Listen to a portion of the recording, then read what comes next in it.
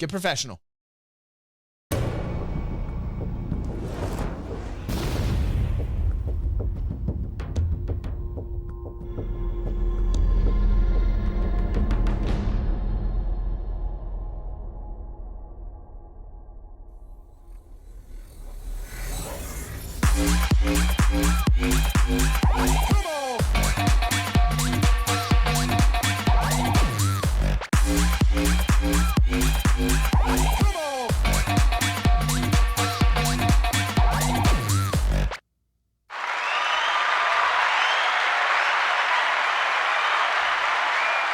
And welcome to my favorite night, Thursday nights, the Inside Star Citizen Review. These are the beautiful and gorgeous algorithms. Very bright, very brilliant. I would like to give them applause as well.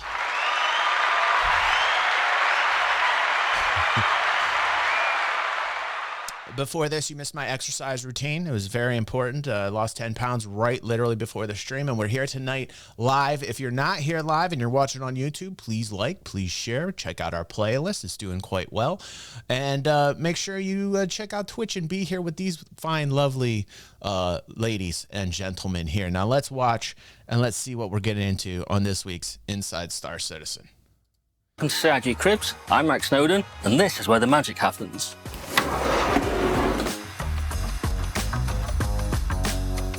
Respectable. I'm digging the vibe. I'm digging this vibe right now.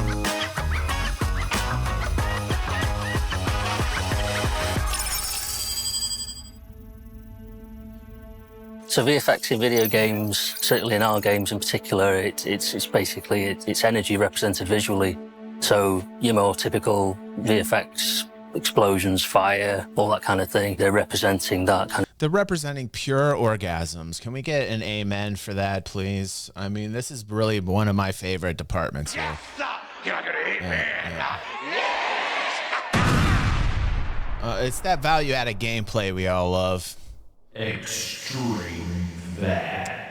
Man, and nobody does explosions like Star Citizen. And, you know, I would like anybody contend with that. There is no comparison to Star Citizen explosion out there. Kind of energy and the motion and the force and the violence that comes to even things like leaves getting blown around by the wind. It's motion in games. VFX are everywhere in Star Citizen. So there's coolant, there's steam, there's mist, there's fog. There's falling leaves, there's buzzing flies. If the player fires a weapon, they're going to expect some kind of payload for that. They're going to expect to see muzzle flashes, depending on the weapon, of course, but they're going to expect to see impact effects. Again, without them kind of VFX in a game, it's hard for the player to really read what's happening. They're not kind of getting them visual cues, and it sort of hinders their progress. I think VFX matter in Star Citizen because the visuals are fantastic in our game. But without the actual VFX, everything can look very static. There's not always the most tangible thing in a frame that the player sees, but when you take away VFX, they kind of notice that they're not there. I joined CIG 9 years ago, and there was quite a small group of us, actually. There was 3 or 4 of us, VFX artists. So originally, the VFX were struggling for consistency. It was obvious that it was a project in its very early days, and we were looking for that identity. We were looking for that kind of consistency of visuals, that language that can be understood by the player, and that the sexiness, the pure, absolute sexiness, the sex that goes straight through the retinas and into the brain, causing neurons to fire. You understand what I'm saying? You understand it? That's really why you build a team, why you build a department, to allow that kind of continuity in VFX in a game. So really in the 9 years that I've been here, we've kind of built a department, a proper department full of different skill sets, different disciplines. We've got a whole programming team, we've got production, we've got embedded QA, we've got concepts, we've obviously got artists as well. We now have a coherence of visuals. We have a language that is understandable and works for the player. We had a good base in the first place, but now the toolkit is really, really powerful, and it needs to be for the ambition of the VFX in the game. I try to tell Christy that all the time, that I have a powerful toolkit. It just doesn't work out so great. Nobody likes that canned Shrek laughter. They think it's cheesy, Pepe.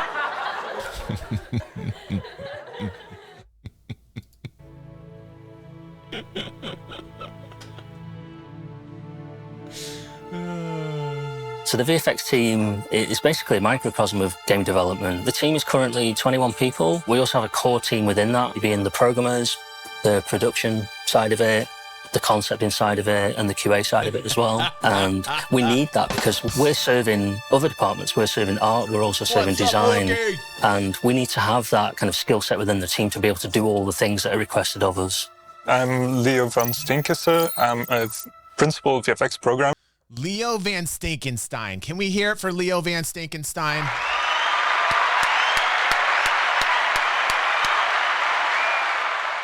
The principal VFX programmer, I would expect no other name than Leo Van Finkelstein, Winkelheimer Schmidt. This man is my friend.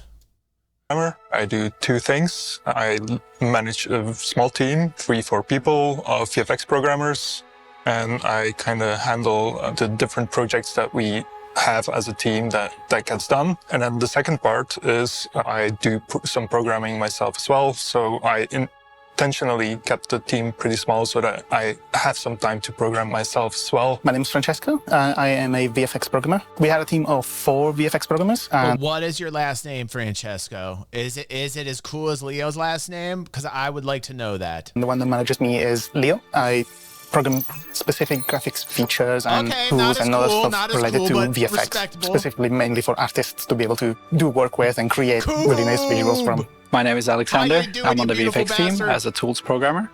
My job is to create sliders and UI elements to make it intuitive for the artists to work with. We have a lot of different environments and effects, and we need to take care of every single one of them. And it's my job to make sure that it's easy for an artist to work with different type of effects. I'm Callum, and my job in the VFX team is assistant producer. So generally, day to day, I do scheduling and just supporting the team in anything that they need to do. So they get to focus on the creative things whilst I deal with what they would class as the boring side of game development. If the VFX team didn't have a producer, it would be horrible. He manages a lot and talks to other teams and make sure we have all the information we need to be able to start working on a task. I'm telling you, like, the amount of work that's being put in here is never respected. You know, like, I mean, very rarely do you ever hear any content creators talk about the amount of work by these people ever in any content. It's always something they're bitching about. It's always some problem, but it's never, this is why I like this. A lot of people like throw Inside Star Citizen under the bus a lot. One of the reasons I really love Inside Star Citizen is very transparent. You can see the employees. You can actually kind of get a vibe on how they're feeling about the project by their facial expressions. You know, you can kind of get a vibe on what's going on inside Cloud Imperium. And to me, it's really important, this level of transparency. I like Inside Star Citizen for this very reason. There's not a lot of developers out there that even do this. If we had to do that ourselves, that would be a lot of hours wasted every day. The VFX editor is basically the place where you create the effects. You give it a texture or a picture, and you change a few values, and suddenly it moves, and you see coming to life. It could be a smoke, it could be a fire, it could be lightning. There is not much you can do without the code. That would make the artist a programmer. We program everything related to VFX. That includes tools, that includes features, that includes smaller things like triggering VFX from game codes to system for managing VFX, making sure that VFX stay alive, that they die on time. As VFX programmer, we get to work closely with VFX artists. My name is Kevin, and I am a VFX artist here at CIG. 90% of the effects we make in Star Citizen are particle effects. When you fire a weapon, at the end of the barrel, we will spawn a particle with a texture on it, and then we modify parameters to be able to make that look like a muzzle flash or smoke or whatever. So basically, we just have a bunch of parameters on how to spawn, how to move, and what a particle looks like. Star Citizen is a really beautiful game, and VFX are a large part. Effects really need to be tailored for basically every possible situation. This gives a lot of opportunities for creating visuals and effects in ways that you would normally not see in other games. The VFX needs to be seen from every angle, from a very far distance to very close up. We have such varying scales, from just small rooms to planets to ships and even just empty space itself. Everything needs to be dynamic and systemic. So all the VFX, they are based on the underlying systems. We get to look at these systems, find the right hooks, and try and trigger the right effects at the right time. Getting all of that together to get a consistent whole is pretty challenging, but the results are always pretty cool. The relationship within the team is very dynamic. We work together a lot, and it kind of depends on what you're working on to who's involved. Production tends to be involved a lot of the time, generally on a day-to-day basis. Working closely with artists and obviously other programmers is pretty great. There is a lot of feedback and information circling around what parts of what you're working on you may want to improve on, or even what parts are working well and should be iterated on even further. It creates an environment in which no one feels like they're stuck on something.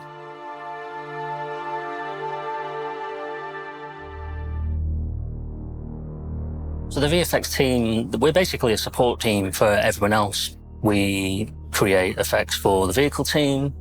We create effects for the locations teams, including planets. Any location you can think of, we're going to be adding effects to them in some form or other. And gameplay as well. Obviously, all of these things are design-driven, so we need to create effects that help designers provide that feedback to the player.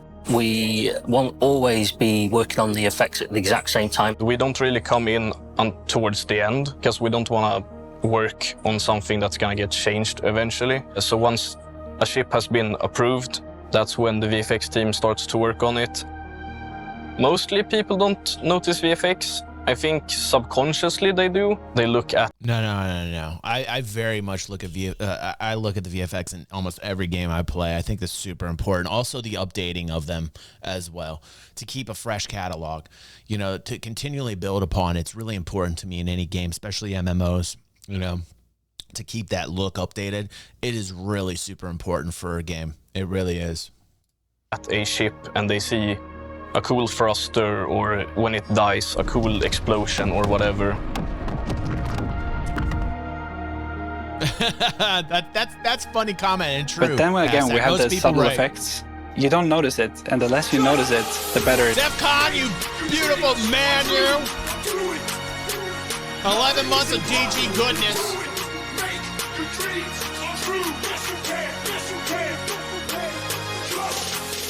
Give him an amen, Pepe. Yes, sir. Can I get an amen?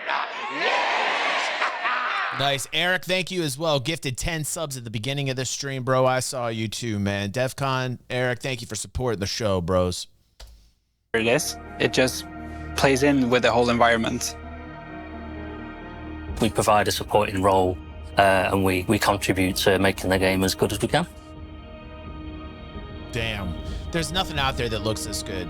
There really is. The future of VFX at CIG is bigger and better, as cheesy as that might sound, but it's maintaining existing effects, and it's building tools within the team that make that possible. So one example of kind of tool improvements to help us maintain as well as improve effects is external referencing. Let's say you have two water effects. Yeah. They look very alike, but there is a slight difference. And suddenly an artist makes an even better picture to use for these water effects. My job then was to implement a feature to just be able to change the picture of one effect and both of them change at the same time. And what that's going to do is allow us to have a small group of master effects that we can then propagate to other effects libraries throughout the game. And it means we can maintain a smaller group of effects, and we can make sure that those improvements cascade throughout all the other libraries where those type of effects will be used. Being able to have the same effect looking a bit different over two projects saves time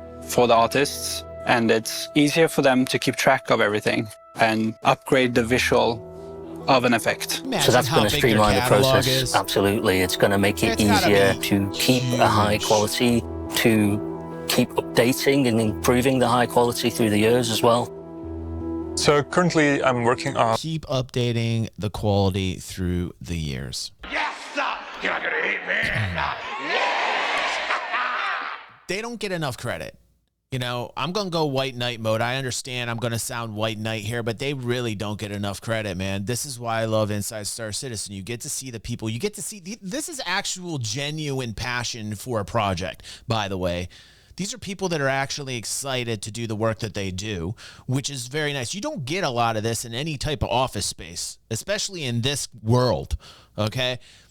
One of the reasons I continually love Inside Star Citizen is you get to actually get like a direct feed into the mind of the people that are developing the game, and they're always very passionate about it. It's very rarely that I'll see anybody have like a negative attitude towards this. It's not for fear of them losing their job. They don't care about that. You can actually tell that they're very, very, very into what it is that they're creating. And it's always, always dismissed by, I'd say, the vast majority of content creators covering Star Citizen. Always. Lightning within gas clouds.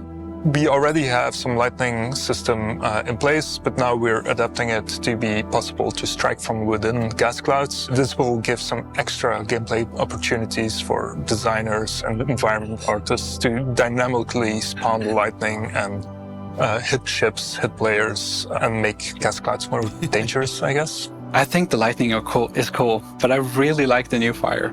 So something that we're really proud of and that we've been working on for a long time is fire propagation, so fire hazards, and that's being handled by our VFX programmers. The fire hazard system has already existed for a while, but it was never fully finalized on the visual side. So I'm currently implementing all the necessary backend features to get fire looking as good as possible. As part of the fire visuals, I am working on a more specialized way of spawning particles for fire, which creates a more... Oh my God, look at those object containers just sprout like that. That just makes me nervous. Like when I...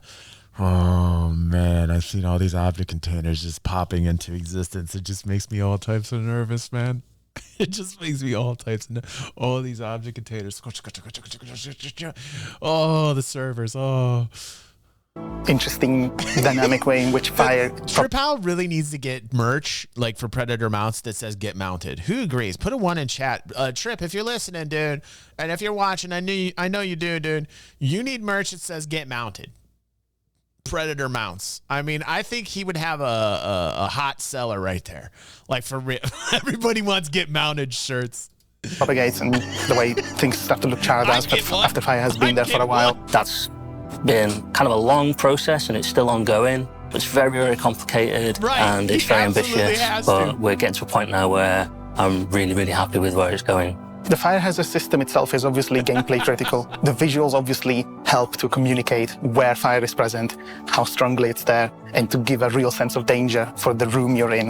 The actual damage that the fire is causing on rooms is communicated through these visuals. One of the best things about working on VFX for Star Citizen is being able to see your work enter the game so quickly because we update the game so often. So being able to see your work in players' hands is always exciting. Yeah. To release a feature, some new VFX that are part of one of the releases, and you see players. We're going back to Wux. Let's go. What are we going back to, Wux? Where we're going? Look at the Gladius. Yeah. With the. One of the best things about working on VFX for Star Citizen is being able to see your work enter the game so quickly because we update the game so often. I got you so on the being wall able to see your work in players' hands is always exciting. To release a feature, some new VFX that are part of one of the releases, and you see players actually use your system and kind of push it to the limit, and it's always great to see. Working on Star Citizen in particular is especially good because Star Citizen is a really... Coop just went to Caprio.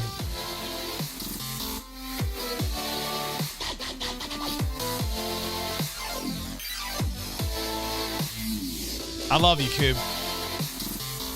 By the way, if you guys want entered, we are having a giveaway in August for an Endeavor Master set. Yes, sir. You're not gonna eat me. Yes. Brought to us by our lovely patron, St. Grizz. We love you, St. Grizz. We wish you were here tonight. Really good looking game. Working generally in graphics and VFX, I think personally is one of the more satisfying sort of disciplines when it comes to programming. VFX is one of the big puzzle pieces to making the environment feel rich and full. I feel like that's one of the biggest gains of VFX. Woo, come on. Making the game look... Come on, guys. Like, there's nothing that looks this good out there. You know, this is worth the wait. It is so crazy, all the salt and all the people that get so upset about everything. It is really, really crazy seeing how far this has come. And yes, it's taken a long time, but there is nothing out there that looks this good, period. Why wouldn't you be able to wait for that? What kind of level of impatience do you have to have when you're looking at this type of stuff and you're saying to yourself, oh, fuck it, right? Oh, Jesus. Eric. Right. It's quite the alert. Thank you very much for those biddies. Eric says, it is great to see game developers so excited with their work. Can't say the same about many other game studios where they look beaten down. SIG or Trailblazers. This voice has to be out there, by the way, because there's so many clickety-clacks trying to grab onto the salt for the views that there's not a lot of this voice who are saying, hey, we actually appreciate there's adults, not kiddos, trying to get clickety-clacks, trying to get views, but we're actually excited that there's adults doing work in the real world, creating things that look so damn good. Thank you, Eric, for those bits, bro. Look beautiful.